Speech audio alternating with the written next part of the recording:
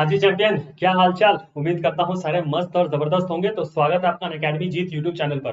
तो चैंपियंस, इस साल जेई मेन ने ऑल इंडिया रैंक निकालने के लिए जो पैरामीटर्स हैं उसमें कुछ चेंजेस किए हैं। वो एनटीए की ओर से बहुत बड़ा नोटिफिकेशन है, बहुत बड़ा अपडेट है इस साल के लिए। क्योंकि ये पैरामीटर्स में जो चेंजेस जेई मेन ने किए थे, 2023 में भी कुछ चेंजेस किए थे, फिर 2024 में लास्ट ईयर भी किए थे जो इस साल का जेई मेन हुआ था, प्लस 2025 में भी कुछ चेंजेस हैं। तो इसीलिए मैं कहता हूं कि अगर अभी तक आपने इस चैनल को सब्सक्राइब नहीं किया है तो चैनल को सब्सक्राइब कर दीजिए, सो दैट आपको टाइमली जो भी एनटीए से बड़ा अपडेट या कुछ भी चेंजेस आ रहे हैं उसका आपको इन्फॉर्मेशन मिल जाए। ठीक है, और आपको एक quality content academic as well as non academic मिलेगा। जैसे कि बच्चों, मैं हमेशा कहता हूं कि अगर आपको इन्फॉर्मेशन टाइम से मिल जाएगा तो वो आपके लिए एक मदद की तरह काम करेगा आपकी जेई की जर्नी में। और अगर आपको इन्फॉर्मेशन टाइम के बाद मिलता है तो वो इन्फॉर्मेशन सिर्फ एक इन्फॉर्मेशन बन के ही रह जाता है।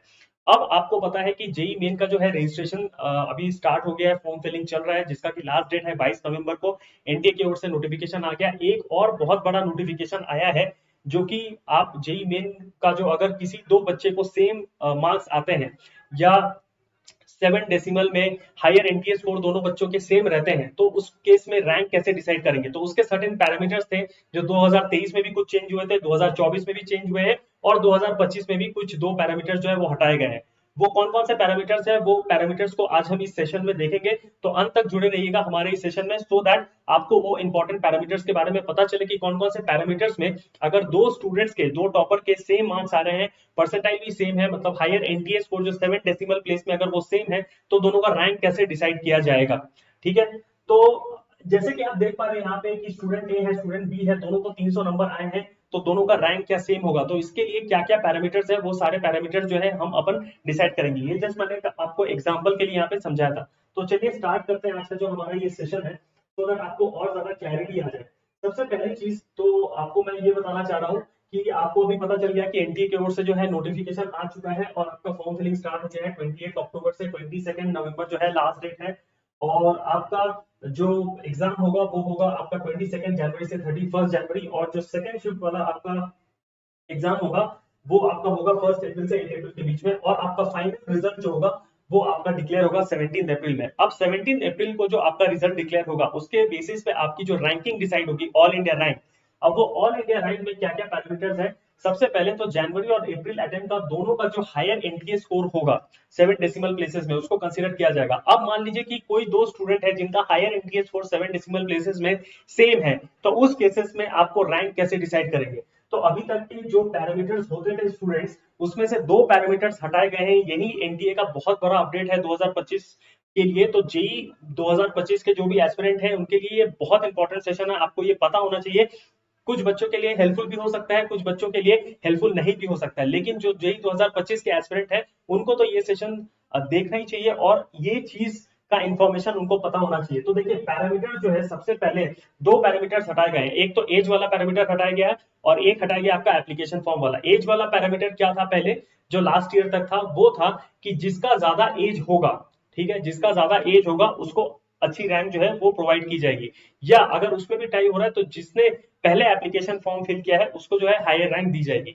ये दो पैरामीटर्स थे, ये दो पैरामीटर्स को अभी जो है हटा दिया गया है फॉर जेई मेन 2025, जो आपका ऑल इंडिया रैंक डिसाइड करेगा 17 अप्रैल को, आफ्टर टू अटेम्प्ट्स। आपका जो जनवरी वाला अटेम्प्ट होगा एंड अप्रैल वाला अटेम्प्ट होगा, वो पैरामीटर्स हटा दिया गया है। एक तो एज वाला और एक एप्लीकेशन फॉर्म फिलिंग वाला, कि किसने एप्लीकेशन फॉर्म जो है वो पहले फिल किया। तो कौन कौन से पैरामीटर्स में अगर कोई दो बच्चे के मार्क्स सेम आते हैं, या हायर एनटीए स्कोर जो 7 डेसिमल प्लेसेस में जो परसेंटाइल अगर वो भी सेम रहता है या मार्क्स सेम रहते हैं, तो क्या पैरामीटर्स हैं जिसके बेसिस पे हम जो है दोनों स्टूडेंट का रैंक डिसाइड करेंगे। तो सबसे पहला पैरामीटर क्या है, सबसे पहला पैरामीटर जो है, the candidates with the higher score in mathematics will be ranked higher. जिसका मैथ्स में ज्यादा स्कोर है उसको हायर रैंक दिया जाएगा। ठीक है, the candidates with higher scores in physics will be ranked higher.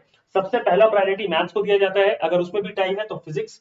ठीक है, if there is still a tie, the candidates with higher scores in chemistry will be considered first. ठीक है, सबसे पहला प्रायोरिटी आपको मैथ्स में दिया जाएगा, उसमें अगर टाई है तो फिजिक्स, अगर दोनों में टाई है तो जिस कैंडिडेट का मार्क्स केमिस्ट्री में ज्यादा है उसको आपको पहला प्रायोरिटी दिया जाएगा। फिर चौथा पैरामीटर क्या है, the tie still exist, the candidate with a lower ratio of incorrect to correct answer across all the subject will be ranked higher. मतलब इस पॉइंट का ये मतलब है कि जिसका सबसे कम नेगेटिव मार्किंग है, मतलब जिसने क्वेश्चंस अटेम्प्ट किए हैं लेकिन कम नेगेटिव मार्किंग जिसका है उसको ज्यादा प्रायोरिटी दिया जाएगा। इस लाइन का मतलब यही है कि if the tie still exist the candidate the lower ratio of incorrect, incorrect मतलब negative number to correct answers across all the subject, अगर फिर भी टाई हो रहा है, द टाई स्टिल कंटिन्यूज, ठीक है, the candidates with the lower ratio of incorrect to correct answer specifically in mathematics. तो जैसे यहाँ पे पहले था कि सबसे पहले अगर टाई हो जाता है तो सबसे पहले मैथ्स, फिर फिजिक्स, फिर केमिस्ट्री, तो सिमिलरली अगर उन तीनों में भी टाई हो रहा है तो फिर चौथा हमारे पास क्या है कि इनकरेक्ट, तो सबसे पहले जिसका कम नेगेटिव मार्किंग है उस बच्चे को प्रायोरिटी दी जाएगी। अगर इसमें भी टाई हो रहा है तो जिसका कम नेगेटिव मार्किंग है पहले मैथ्स में देखा जाएगा, फिर फिजिक्स में देखा जाएगा, फिर केमिस्ट्री में देखा जाएगा। अगर फिर भी टाई हो रहा है, अगर फिर भी टाई हो रहा है इस केसेस में, the final rule is if the tie till cannot be broken after all these steps, the candidate will given the same rank। याद कीजिए कि 2021 में ये चीज हुआ था, क्या हुआ था कि यहाँ पे 44 स्टूडेंट्स ऐसे थे जिनको higher NTA score 7 decimal places में ऑलमोस्ट सेम आया था, मतलब 44 स्टूडेंट्स ने 100 परसेंटाइल स्कोर किया था और 18 ऐसे स्टूडेंट हैं जिन्होंने 300 मार्क्स स्कोर किया था। अब उनके टाई भी सारे मैच हो रहे थे, तो 2021 में 18 बच्चों को ऑल इंडिया रैंक 1 दिया गया था, सेम रैंक दिया गया था, ठीक है।